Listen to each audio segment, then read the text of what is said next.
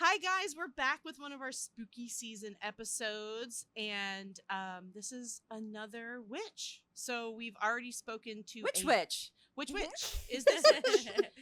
Alyssa, do you want to just introduce yourself really fast? Yes. Hi. My name is Alyssa, and my business is Laurusa Mystic, and I am indeed a real life practicing witch. We love it. Ooh. Well, Alyssa, since you said you're a real life practicing witch, my name is Deena. I am what they like to call the skeptic of the group. I'm not a skeptic. I believe in stuff. You just have to prove it first. Then I'll believe in whatever it is you got to sell me here, sister. But I guess where I want to start is because I was like hardcore looking at your website, which was beautifully set up and easy for me to kind of like go from 1 to 2 to 3. And I saw your beginner's guide to witchcraft and all the things, which someone like myself, who I guess I could say I'm a beginner, dabbled in, like read all the things. You have like a whole section that, you're debunking all these myths on witches and witchcraft and things like that. And that's what I really like to convey to people. I like to dispel, pun intended, all of that crap. Amanda, I can't look at you. Stop it. Okay. All the crap about witches, right? They don't all have pointy hats. They don't all just like sit around and cast spells. That's why we're interviewing people who say they are witches. Tell us what that means. What are some of these things that we can debunk? I love that. Absolutely. I mean, most of the time, the witch is the person next to you in the grocery store you'd never even know. You would never even know. Yeah. I love that. I mean, some of us really stand even more out. Suspicious than normal. I mean, there are many of us that are pretty obvious in our appearance and our presentation. We're not afraid to I'm covered in tattoos that would definitely indicate I'm a little bit alt. But for the most part, most of us are just existing in the world, doing our own thing, living our own life. You would literally never know. It's one of my favorite parts, actually, about being a witch is you can kind of be a little undercover. It's really cool. But I love the idea of you going towards the debunking. Just as a by, as a science person, and I'll get into this because I have a scientific background, and I also have done paranormal investigations with the sole purpose of debunking my experiences. I can appreciate that skeptic approach. Personally, for me, I mean, outside of my spiritual profession, my academic and professional background is primarily in environmental science. I have a master's degree and spent years working on different areas like conservation, forestry, sustainable building, species at risk recovery, natural resources management, and worked in nonprofit, private, public sector, and was really proud of the work that I did. But for me, spiritual work and being a witch wasn't a hobby. It wasn't something I picked up and put down. It was part of me and my life and is intrinsically who I am to my very essence and core. So when I officially opened Laurusa Mystic, which is my business name, in 2020, is because I knew I had something unique to offer, a grounded approach, something that bridged science and spirit. And so I saw a need for more discernment in the spiritual space in that regard. And coming from a science background, it gave me a different lens because I knew I could build something that respected evidence, research, and lived experience. And so that move to a full-time to doing my business full time was a really slow decision. And it did take me over a year to leave my stable job, and I cried a lot. And it wasn't easy to walk away from something that I had worked so hard for. I mean, I had a salary and a pension. It was great. And step fully into a small business, and I worked hard to build this practice. I knew it was time and I knew it felt right, but it was still very scary to do. And so that was basically one of the main reasons why I stepped into this full time. So I love your approach to that, Deena. Thank you. So what did you mean about like kind of picking your type of witch? How many types of witches are there? The types of witch is something that it somewhat bothers me a little bit because it can lend itself for beginners to feel like they need to pigeonhole themselves into a specific type, because a witch is a witch is a witch. You don't have to necessarily specify a type. You just say that you are and you are. It's the beauty of it. But there are in some, I suppose, some circles that like to specify types because it's almost like a specialization within the witchcraft space. So there are some people who might call themselves a green witch or a cosmic witch or a chaos witch. There's all these different types, but any witch could be any or multiple of those types. So it is something I think that lends itself more to book sales and, you know, social media quips than it is an actual reflection of what it is to be a witch. Because you can be, again, any or all of those types if you decide you want to be. But in essence, it really comes down to if you want to specify yourself into a niche specialization, you have the freedom to do that with that types concept. What type of witch do you define yourself as, or do you define yourself? I don't really very much, but I also do. So I'm a bit of I'm kind of, I hate myself that I have to do it, but I have to do it because it's the way you have to go with marketing sometimes. So I guess I would call myself a green witch. I suppose it would be a nature witch. So a witch that has a natural affinity and a close working relationship with natural things such as plants, animals, spirits, etc. And also a chaos witch. So this is an approach where, you would approach your magic in a specific way to produce results called chaos magic. So I would say I'm those two and a few others, but those two primarily. They sound Amanda awesome. Amanda just totally perked up. I love it. Chaos, say more. Yes, be a chaos witch. Do any of you identify as a witch? No, but I will say that all of us have left the religions we were raised in.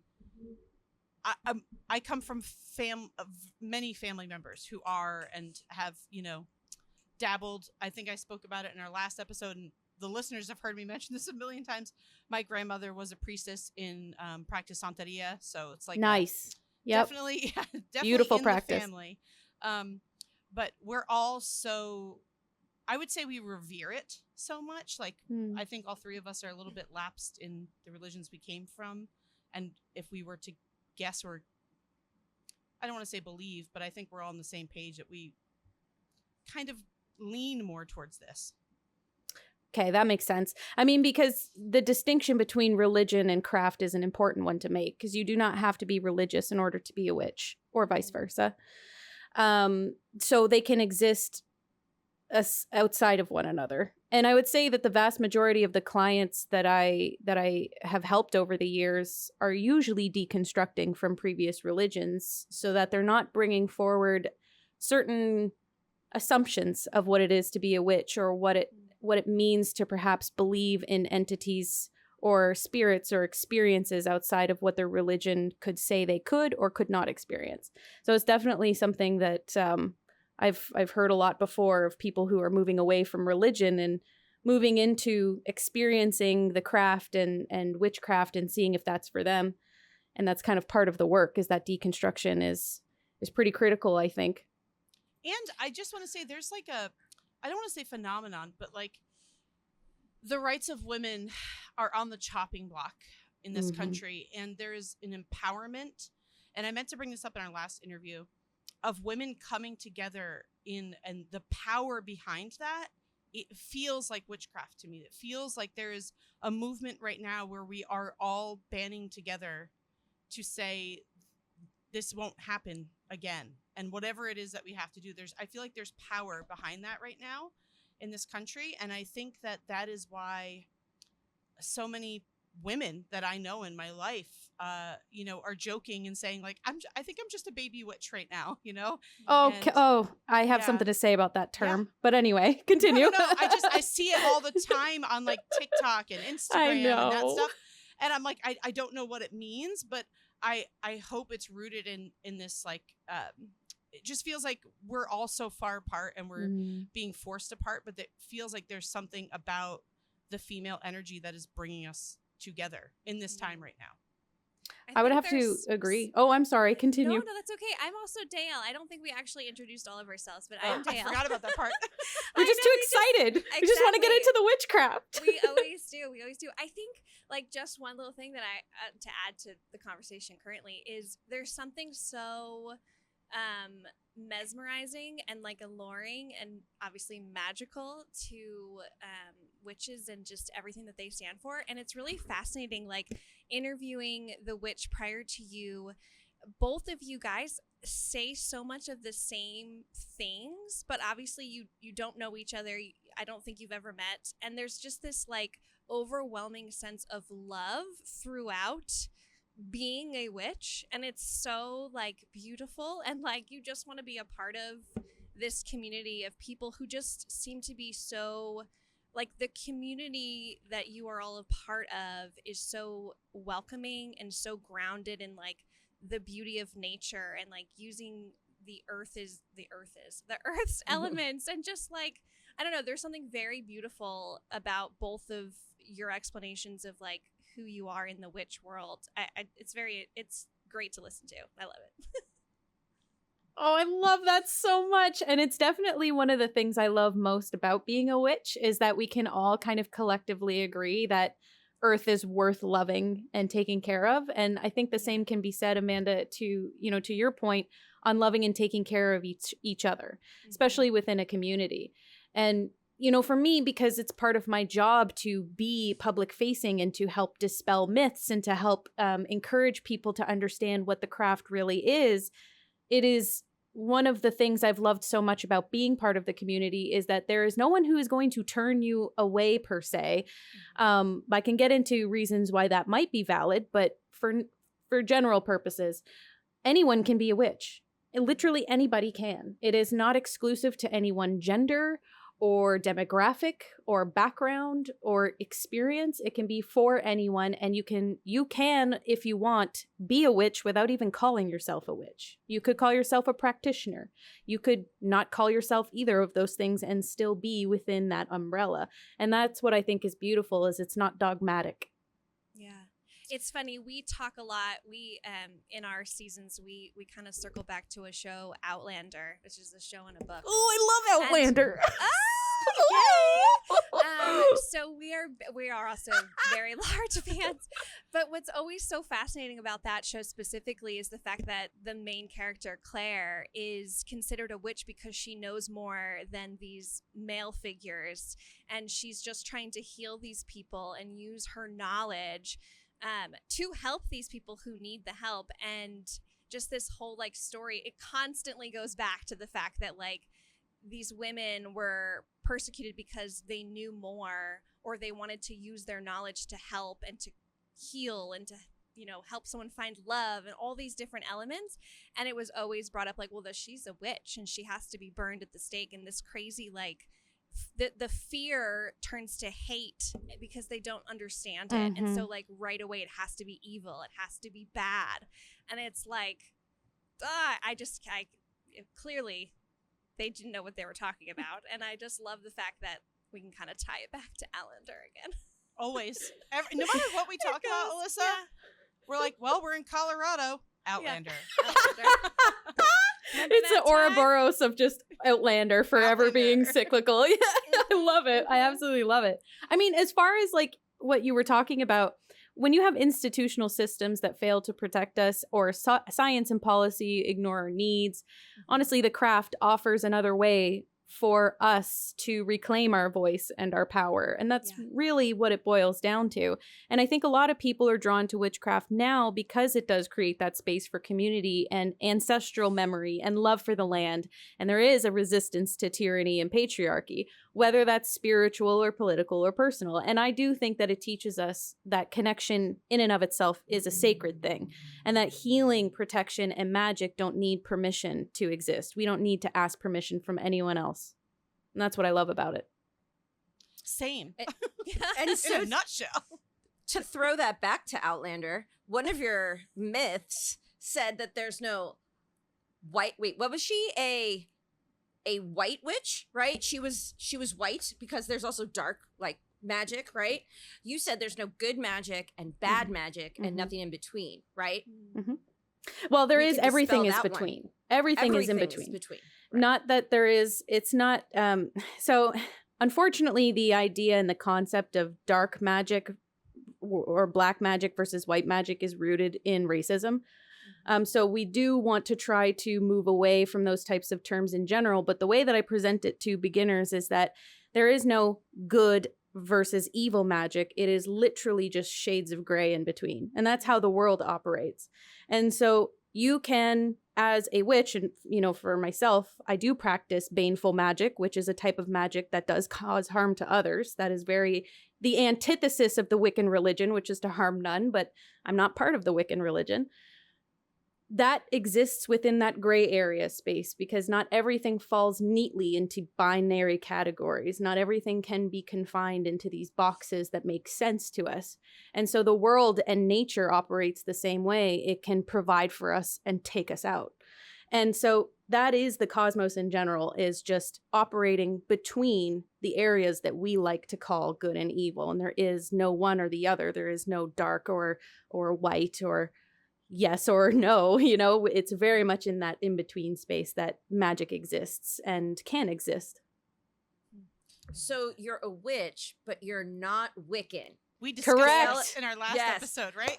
Yes, I would love. Yes. Alyssa, to Dayelle make and I you were like laugh. trying to explain this to each other the other day and kind of like Yeah. going around in a circle. Yeah.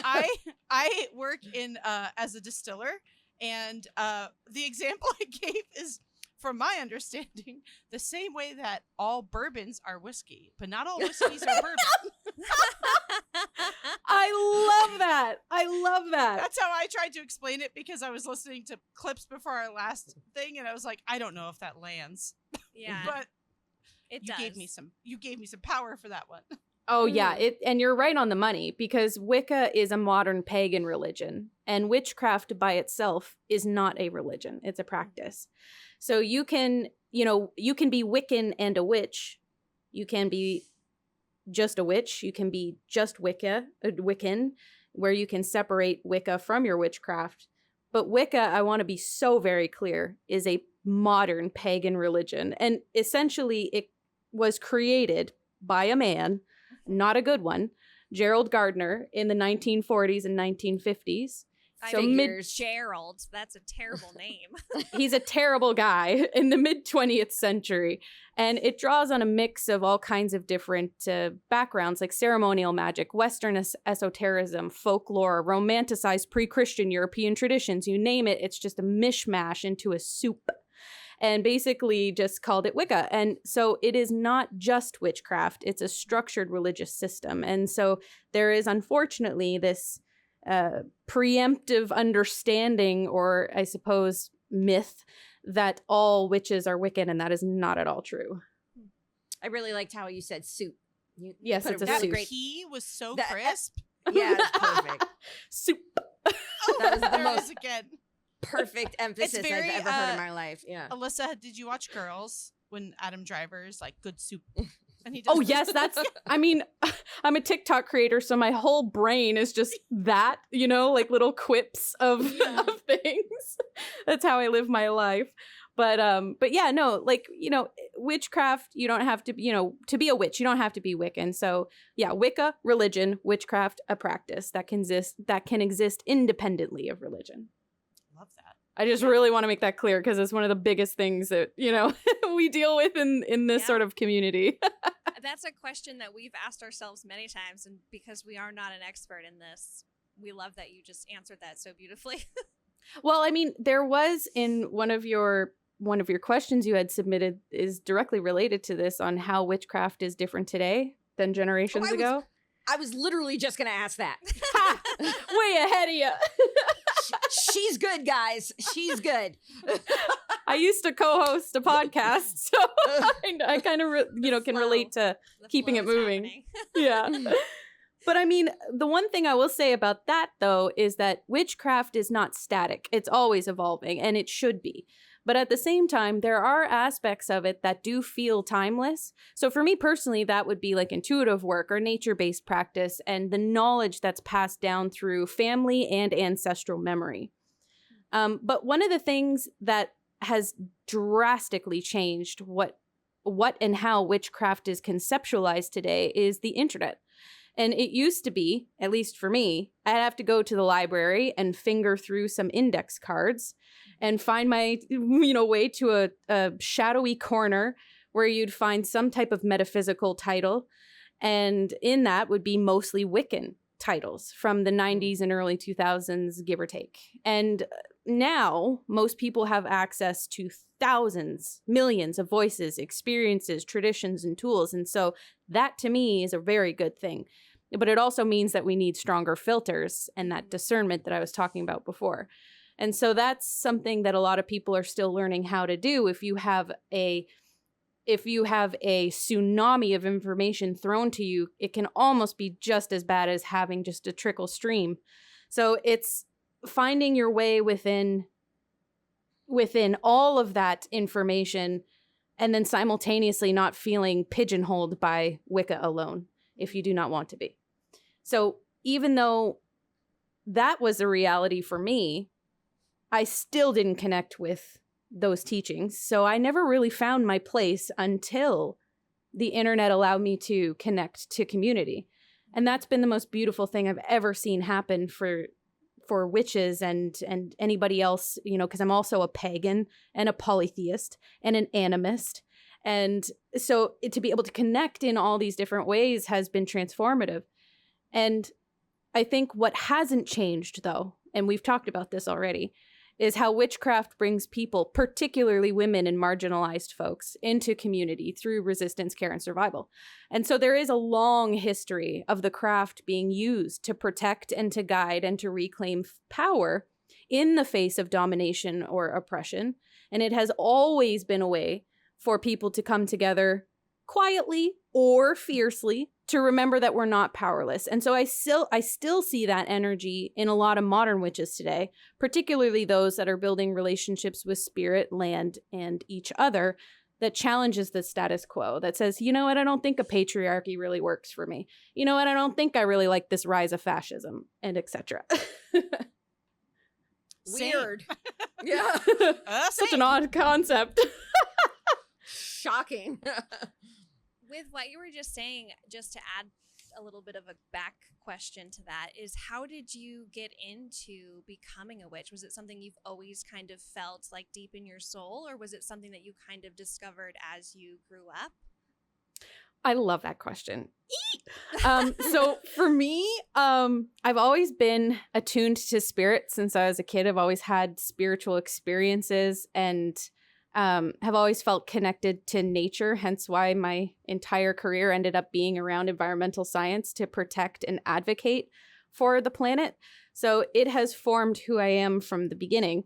But for me, the idea of calling myself a witch didn't come until much, much later.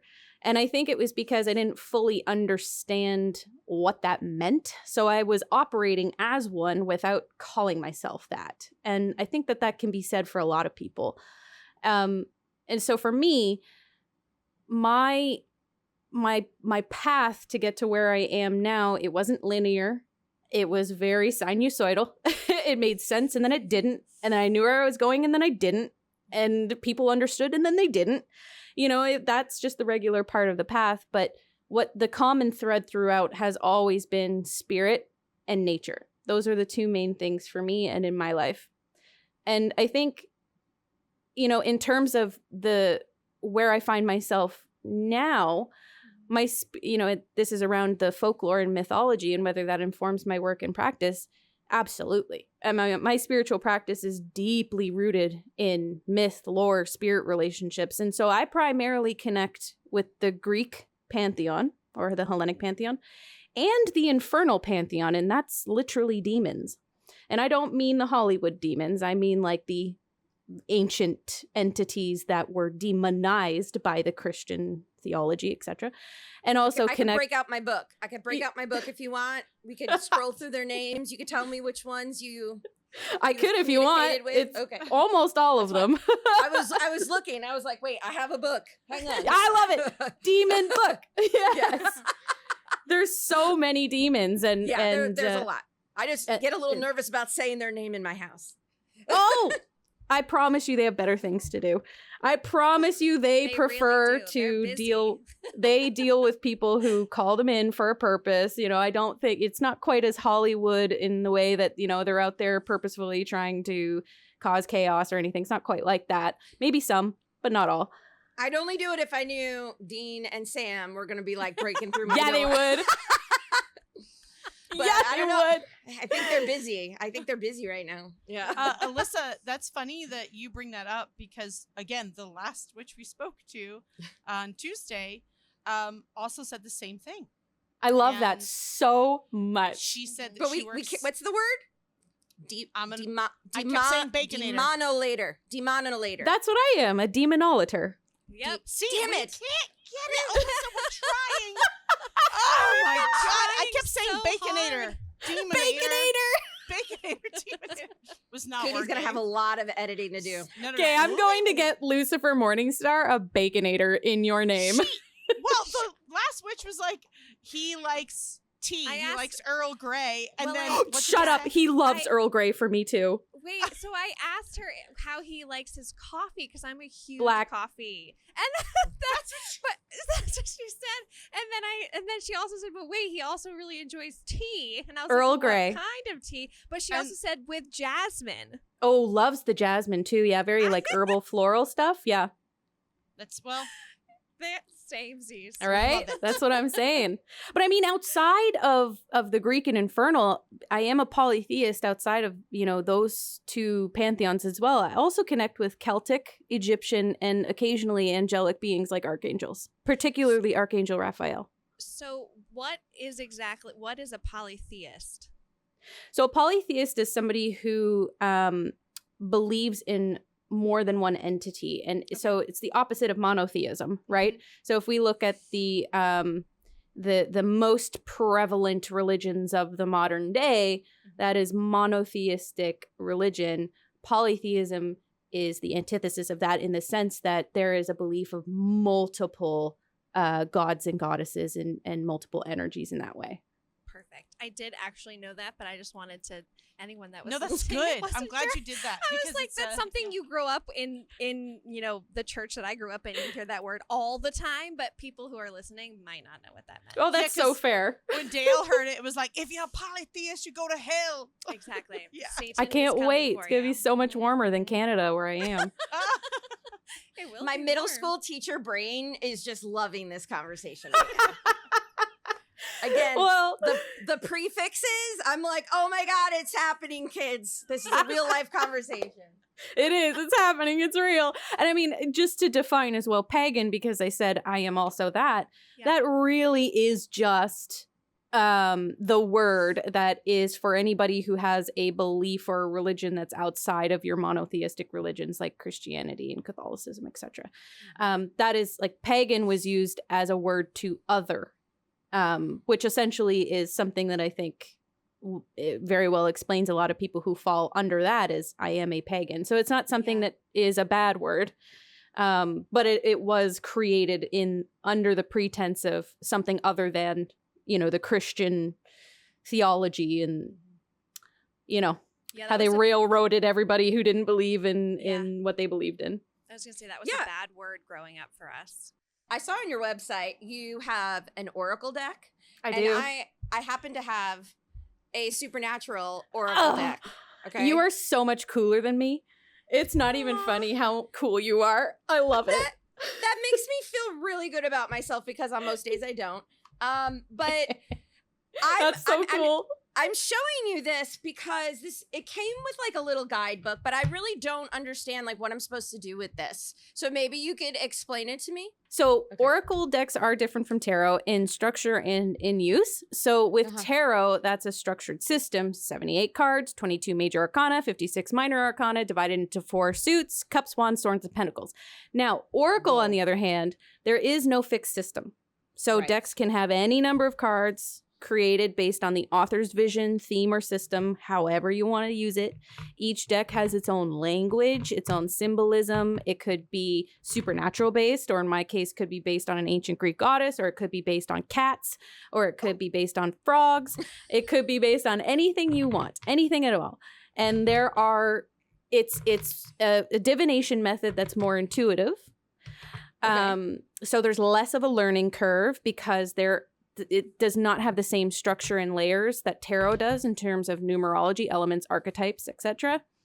So the cards are typically interpreted based on the image, message, or gut instinct, in addition to the guidebook that you're given with the oracle deck.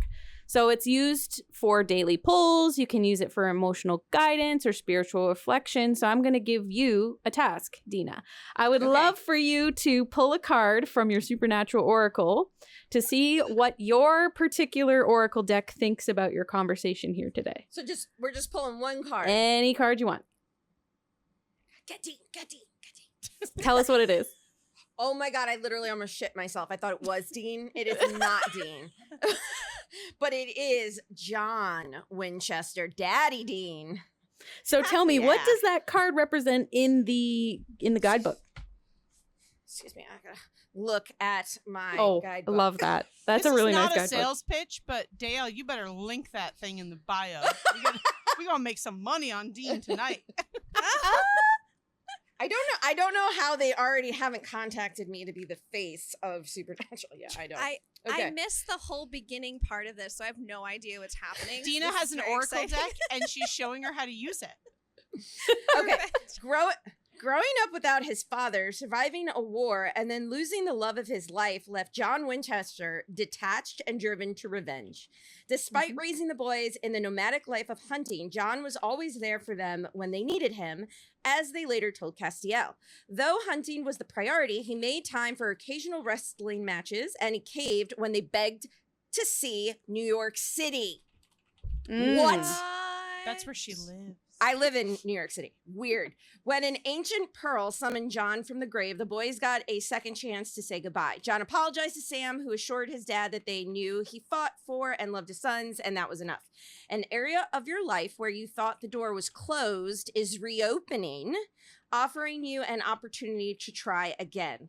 The result and path to get there may look different from what you imagined, but you'll intuitively know that this is how it was meant to be. Okay, love. If you would like my personal interpretation. Oh my God, yes. Okay. As someone who does not have the level of detail of lore of Supernatural as Deena, but that, yes, that guidebook definitely helped clarify what that card was meaning for. So let's look back on the context of the card pull. So we asked your deck, your oracle deck. Again, I'm an animist, so every deck has a spirit. We asked your oracle deck, what does it think about your conversation right now on air, and we'll interpret it. Now, I actually think it was a really fitting card to pull for a conversation like this, because I heard themes of isolation and disconnection and grief, but also motivation and resilience. And so for a lot of people, particularly those who are drawn to witchcraft or spiritual paths, that sense of being on your own in it can feel very real. Maybe you had to grow up quickly, or you were the one in your family who saw things that no one else could explain. I'm a great example of that. It's hard when you're the weird one out. But the part about being driven to revenge doesn't necessarily have to mean something super dramatic. It could speak to the way that people come into these practices after experiencing harm, powerlessness, or betrayal. And even for some of us, reclaiming magic is a way, as we've talked about, to take our power back. Not with the intention ultimately to get even necessarily, but to focus on the self and to heal and transform. And so the message about the door reopening really stood out to me, because I think that this kind of conversation, what you're doing with these episodes, is a door opening. You are bringing spirituality and folklore and personal truth to a public space, and that is one of those doors. And so I think that it's saying that the path is still open, but it won't look the same as it used to. Old frameworks don't necessarily always apply anymore, but there's opportunity still there. And I think that's kind of what this podcast, based on the conversations you're having with other witches and even my own personal work, is about, on helping people find a path that's honest and sustainable and their own personal journey. So I love that card. I love that. Save that soundbite forever and always so I can listen to it before I go to sleep at night. So I think it's very supportive of what I think you guys are aiming to achieve. It's wonderful. I love that. Thanks, John. And thank you, John. Alyssa. Yeah. Yeah, John. And you know, like, he can kind of be a douche in the show. So, I mean, that was like a redemption arc that you just created for him. You know? Rewriting Writers, Supernatural. take note. I keep telling them that if the show was still on, I really feel like, because one of my life goals will be to publish any kind of book in the future.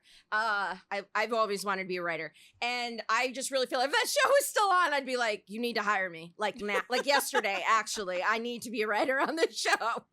Do your spinoff. Do a spinoff. Amanda has convinced me. Like, I'm going down the fan fiction road. It's happening. Yes, do it. All I'm saying is Germani fan fiction changed my life during 2020. So fan fiction can move mountains. So The fanfic love it. yeah. One thing I do just want to ask Alyssa. Yeah, let's so bring it back. I apologize. No, that was awesome. So the common theme that I've heard is like you saw spirits when you were younger, and how does that look in your daily life? So something we kind of brought up in our last episode was that sometimes you're seeing spirits at very inopportune times, and sometimes they're forcing you to do things, or not in a negative way, but like they need to communicate something to you. How does that look in your practice? Like, what is that part of your business? Literally, not even gonna lie, I feel like and I've joked about this so much over the years, but I'm serious when I tell you, one of the number one places they love to come and harass you is when you're in the bathroom. That makes sense. Your brain is turned off. There's Yeah. like a sense of like, oh, finally I'm in the bathroom. No one can bother me. The door's shut. I can have a peace and quiet right now. So you're right on the money. Yeah. You're right on the money because your guard is down. Your boundaries are down. You have a moment to yourself. You don't have as much external input from people talking at you and, electronics in your face, Not you? She's just appalled.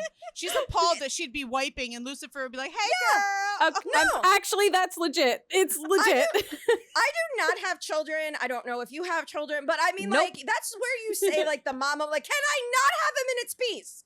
Just 5 I have minutes. no kids. The spirits are my children, I swear. It's awful. I love it. I mean, I joke, but it can be somewhat annoying. And so I'll get into that a little bit. So when you're a medium, you have the power and the control to learn how to turn it on and turn it off, i.e. what you allow into your space and what you don't. And that is something that comes over many years. And I didn't figure that out until much later. When I was a kid, I was open to everything all the time, no matter who it was, what they wanted, seemingly with good intentions, bad intentions, didn't matter. It all influenced my life. So I had positive experiences and negative experiences. But now, as I am, this is something I've done for many years, and I've learned my own personal, my triggers, if you will, to learn how to use a dial. So if you think of like a light dial, you know how like the old school, we don't have them anymore, which is annoying, but you used to, in living rooms, have a little round dial where you could adjust the brightness of your My light. parents still do. Yes. Yeah. Okay, word, love it. That's a really good analogy for what you can do as a medium when you allow spirits in or not. So you can kind of adjust the dial on how open you wish to be to spirit presence and, interference, if you will. Now, for me, when I'm at home, I've described my house as a spiritual bus stop in the sense that I allow spirits to come and go through here freely because it's my job to help them. So if they're coming through to simply pass through, that's great. If they're coming through looking for help for something, then I can help them. So I don't shut off my home to them, but some people may. Personally, I don't. So I just call it a bus stop.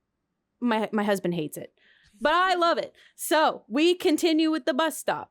It can be difficult some days in the sense where it can be quite overwhelming if you have a lot of spirits really wanting to talk to you and a lot of energy behind them, because you can get spirits who are, I would say, a lot more, have you ever met an Irish dead person? They're pretty intense. They will come into your face and demand answers.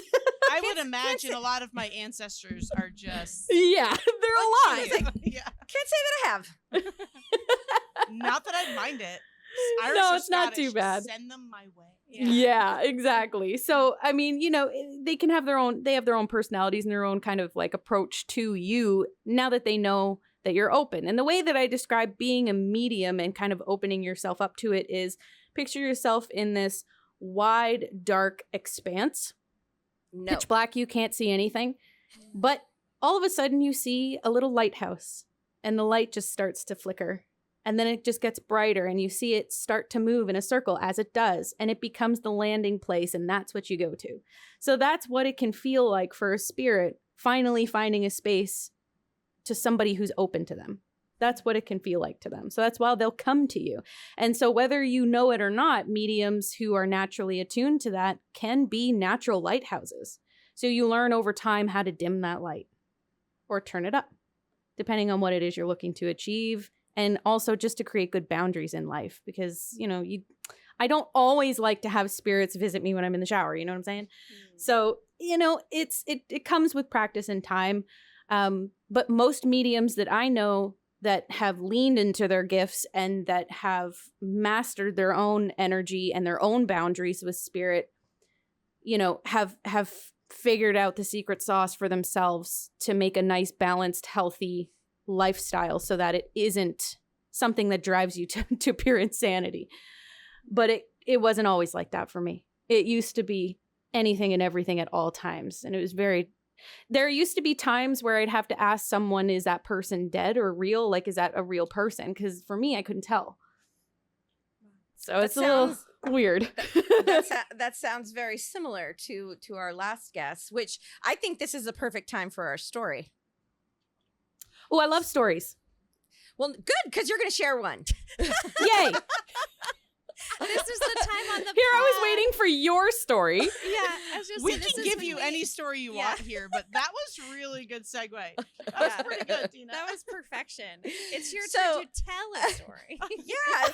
So I've kind of started a tradition that guests on the show have to share a story with us because we tell stories every episode based on folklore, whatever it is, whatever area of the United States we're talking about, whatever state we're talking about, town we're talking about, whatever it might be. So we were wondering if there was a specific moment in your spiritual practice that might potentially still give you chills that, obviously respectfully, you would be willing to share. Oh, yeah. Oh, yeah. There is one. I literally was just talking about that again this week with my mom. That's wild.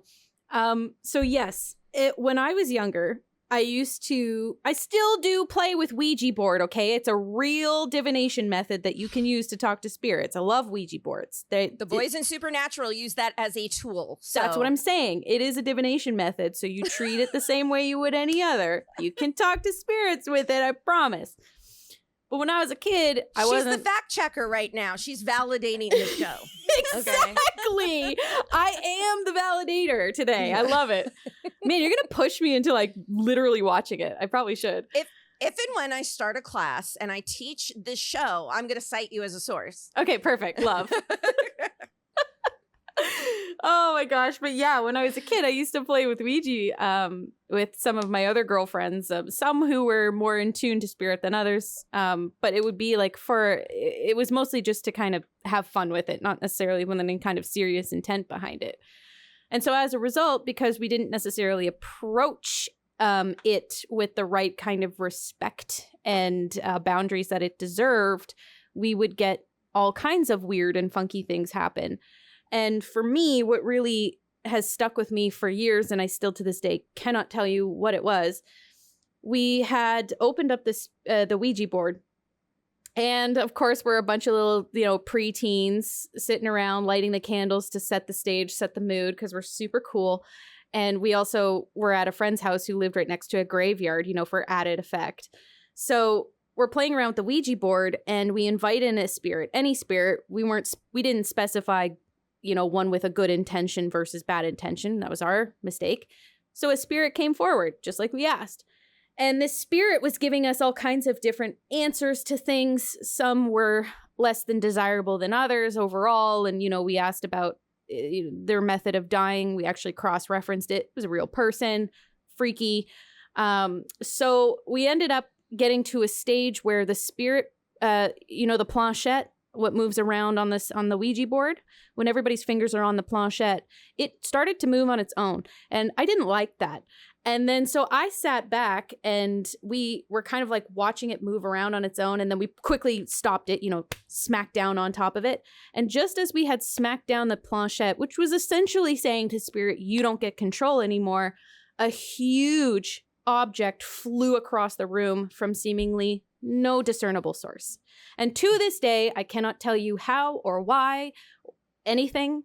It has stuck with me ever since, and it freaks me out, and I have goosebumps just thinking about it. Freaked me the hell out. So I didn't touch Ouija for many, many years after that. But that was one of the first and strongest manifestation of spirit energy I've ever experienced in my life. I've had others with paranormal investigation, but that was a controlled environment and I was an adult. This was a very different experience. And that object, by the way, is a large object. It was a football. So it was a football from one end of the room to the other. And there was no discernible starting point. So that would be my number one vivid memory.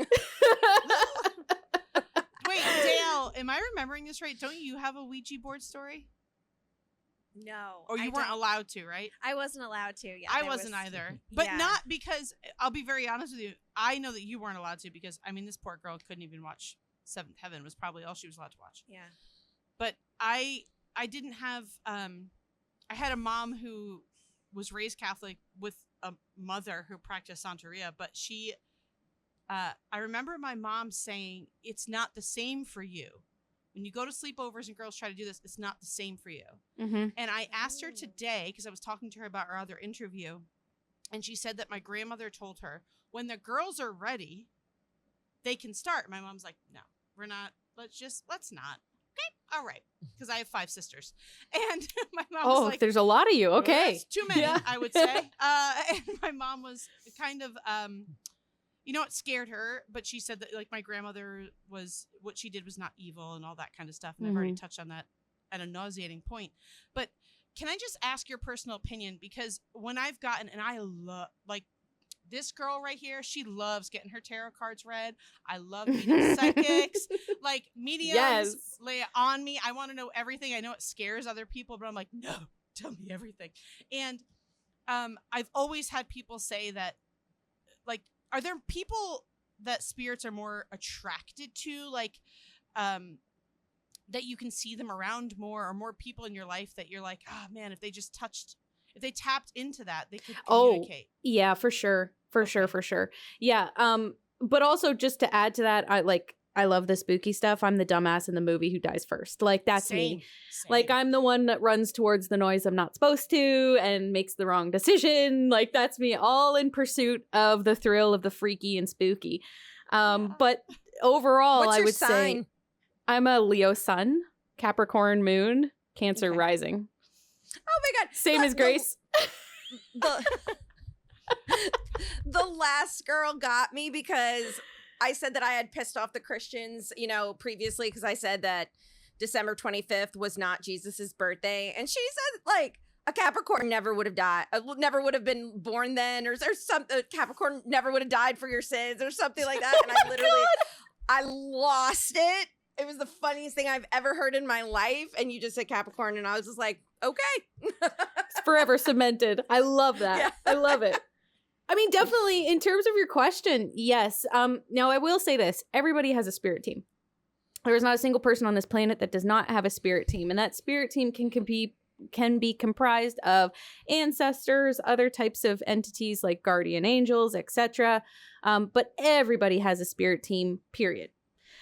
There are some people that, when I'm kind of out and about in the day and I have myself open to seeing certain things, that there are some people who are almost it's almost like a weird magnetic pull towards them, because their spirits are so hey, I'm trying to tell them this, hey, can you tell them that I've been trying to tell them this?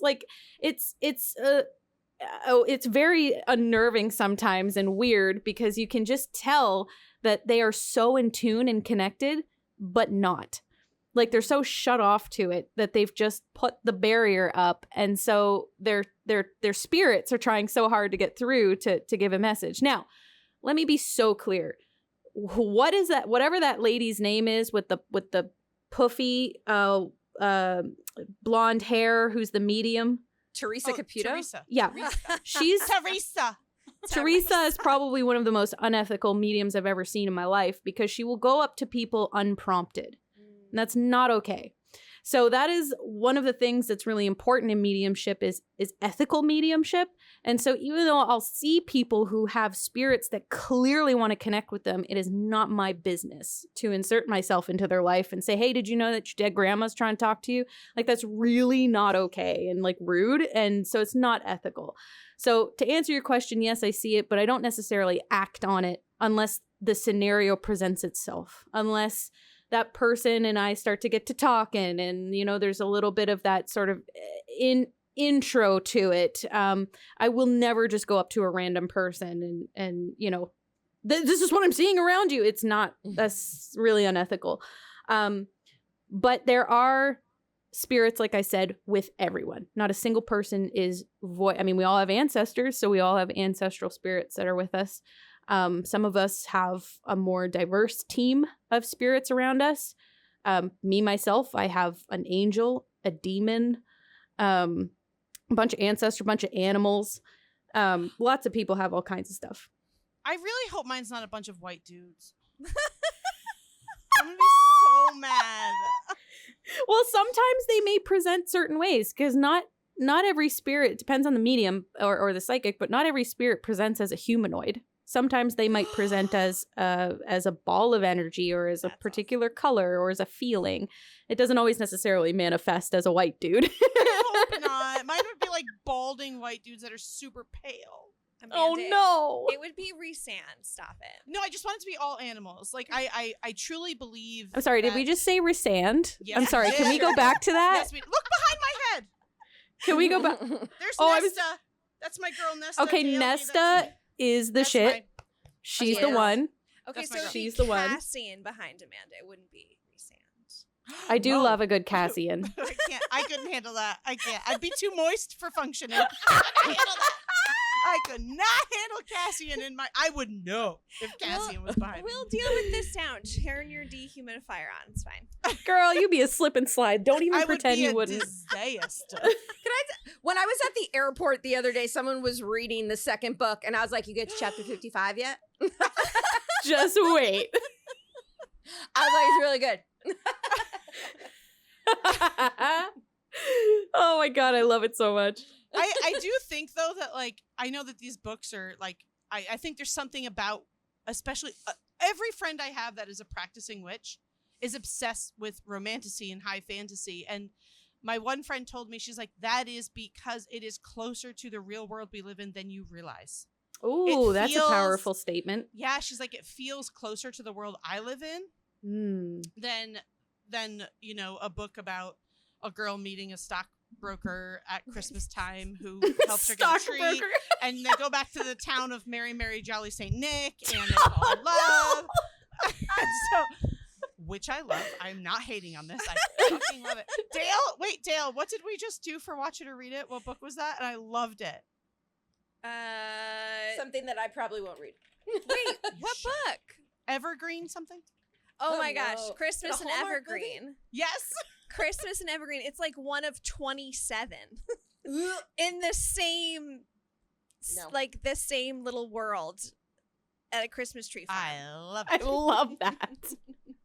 Well, my favorite, you know, witchy movie growing up was The Craft. Same. Yes! Same. Like, that's Same, always number same, one. same. We must be around the same age. This is getting better and better. Approaching our mid to late 30s, then yes. Okay, then apparently I'm older than you, but it's okay. Okay. Wait, Dayelle just watched The Craft not too long ago, right? Yeah, like a year ago. You Did know, you like I'm it? actually.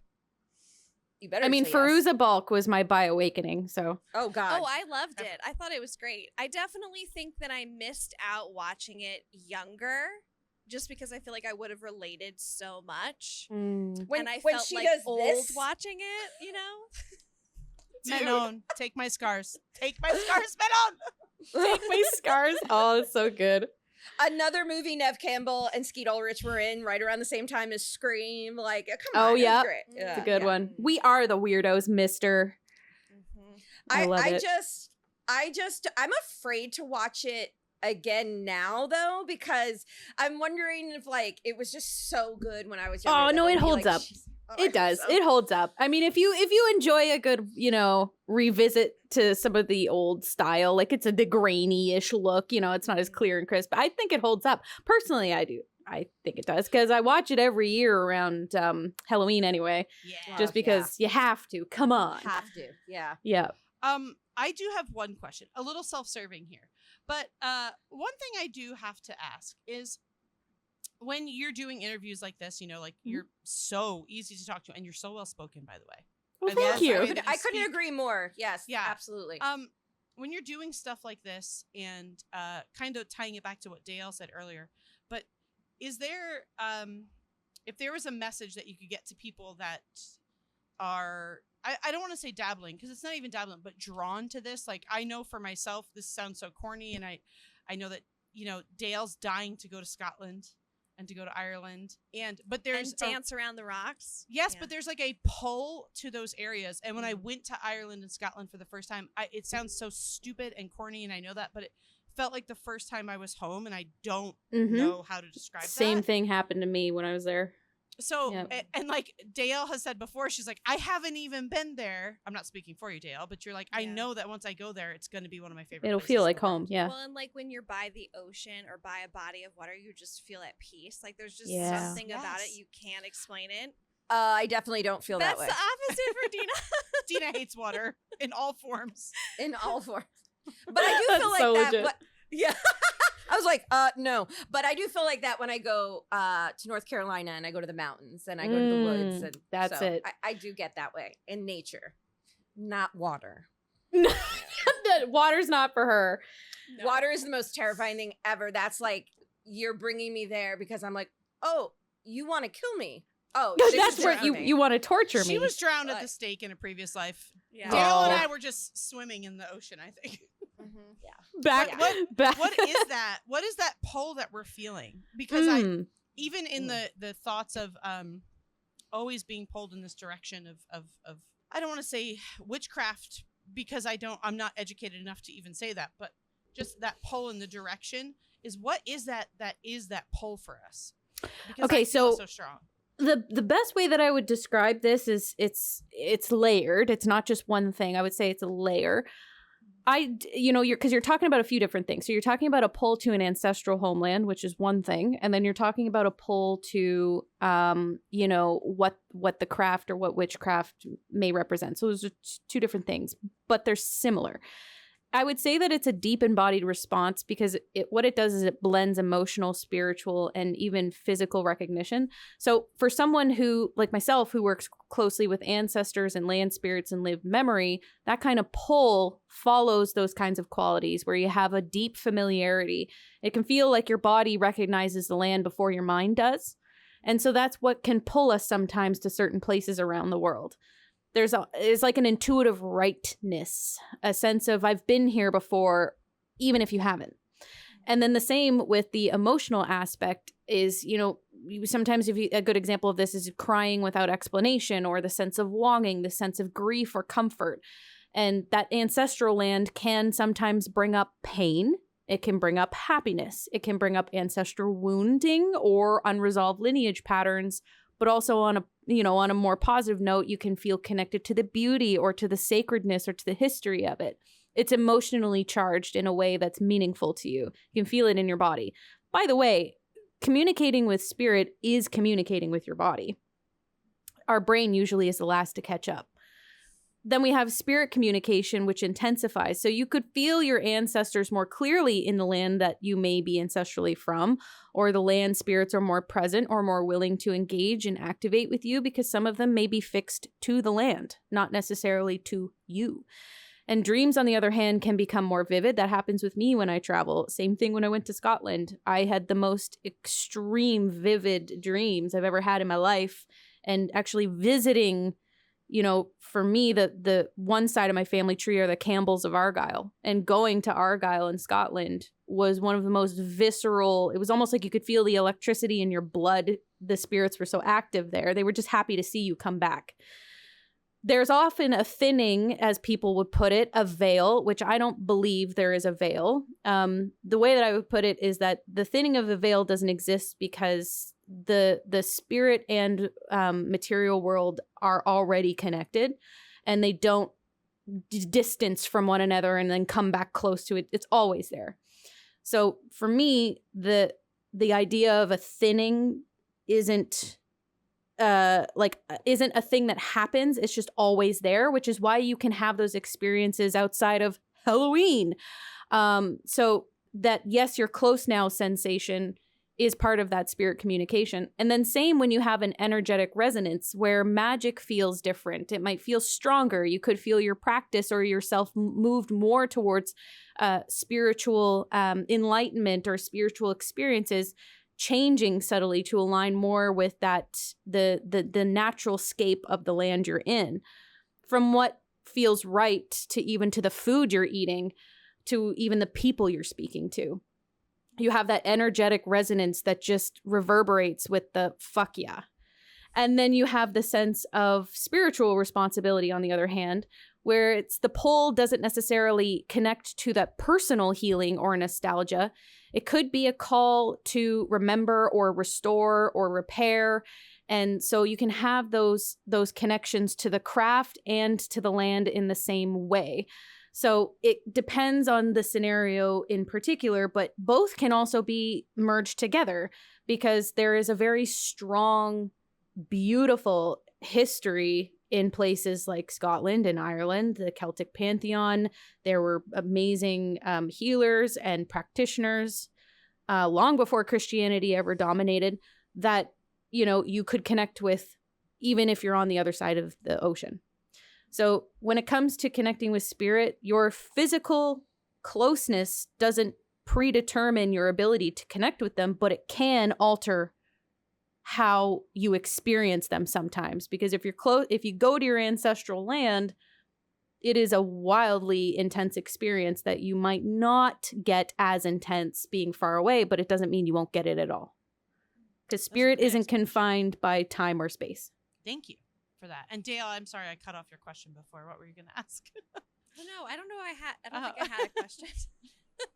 That was perfectly explained. Thank you, Alyssa. No, I've always thought that. Like, I remember it felt very weird and I felt very uncomfortable. And I felt, because like to Dayelle's point, I feel that way around water. I always have. Yeah.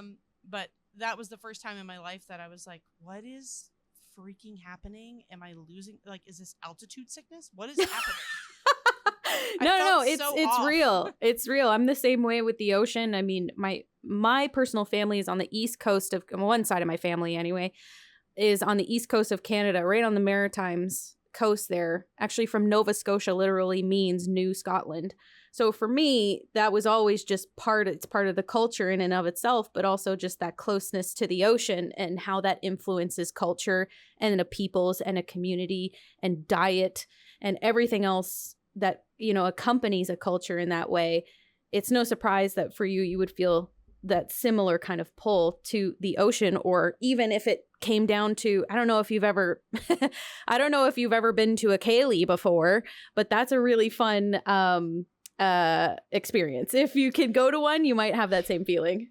My fiance got to go to one, but my plane got grounded because he was the last one that left the U.S. on those planes that were exploding in the sky. Oh, and my flight was the next day on my birthday, and I did not get to go. So he got to enjoy Scotland all by himself. Oh, no. Maybe you can try again. But we're glad she did. We're glad she didn't go. Yeah. Let's be happy about that. Yeah. Oh, I remembered my question. Okay, there it is. I knew you had one. I know your face. If somebody was curious about becoming a witch, what would be a good starting place? Oh, Dayelle, that's perfect. The first thing that I would say to preface that would be that it's important to understand that you don't have to perform your practice. You have to live it. Again, craft isn't a hobby that you put down and then come back to later. It is literally how you live your life.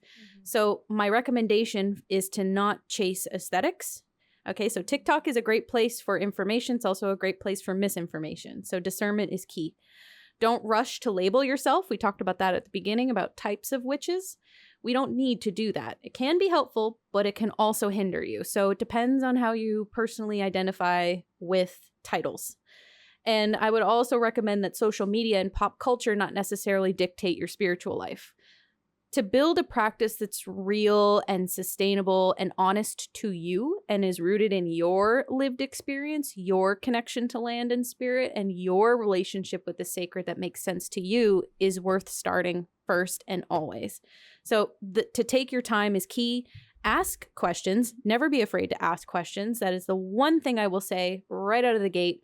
Please do not ever be scared to ask questions, but also question the responses you get. Discernment, never forget. Now, when we're talking about the craft and witchcraft, there are some places that are easier to get information than others. The internet is not, again, a bad place per se, but it is a place that you need to comb with with your eyes wide open. You catch my drift? So it's easy to fall into. We talked about with witchcraft it being a place where you can find personal empowerment and freedom and connection to others. But it can also be a pipeline right to the alt-right if you're not careful with New Age practices. If you're not careful with certain kinds of people who will prey on those who may be just beginning. And to come full circle back around to that term baby witch, which I cannot stand. We're removing it from our vocabulary. It's dead.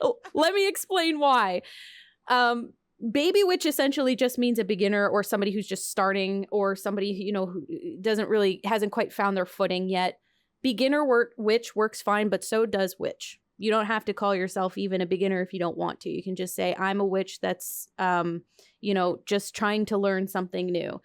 Baby witch is a very infantilizing term and has a way of removing that sense of power that witchcraft gives you. So to refer to yourself as a baby when you're a fully grown adult is just such a cringy thing in my opinion, but it is something that I personally move away from or try to at least show that that's not the term you have to use. If you're comfortable with it, that's great. But you don't have to refer to yourself as that if you don't want to. But if it is a term that is resonant with those who like it, then by all means, go for it.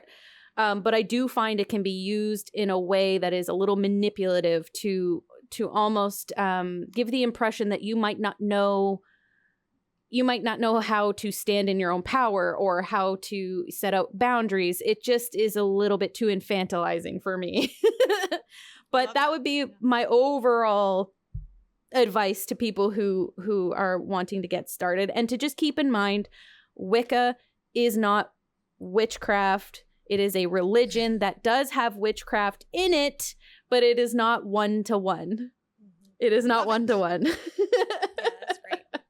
Hopefully that was clear. It was very clear. Crystal. Okay. I'm super passionate, as you can tell, about what I do. I love it. It's just so informative.